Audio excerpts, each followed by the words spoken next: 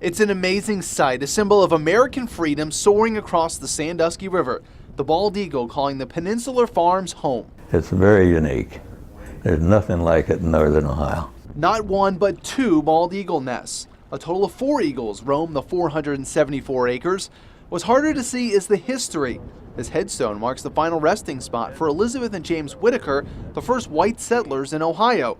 All this land was given to them by the Wyandotte Indians after the two were captured, and James Whitaker impressed the tribe, according to local historians. It's been my life for a lot of years.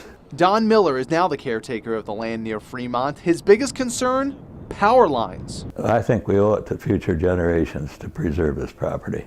First Energy, the parent company of Toledo Edison, is exploring the possibility of running 138 kV power lines through the property across the Sandusky River. First Energy reps say the poles for those lines could be up to 80 feet tall.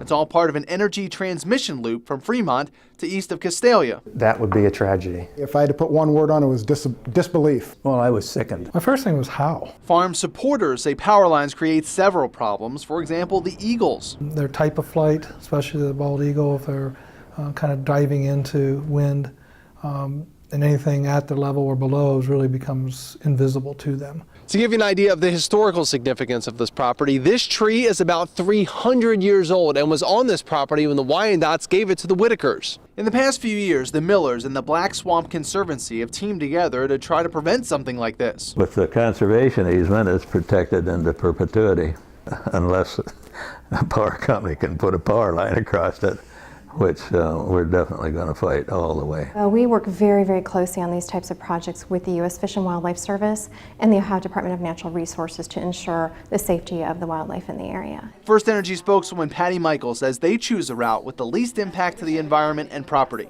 Here's a picture showing what the power lines would look like. Ultimately, it's up to a state board to approve the final route. During our visit to the farm, we spotted First Energy crews doing some surveying.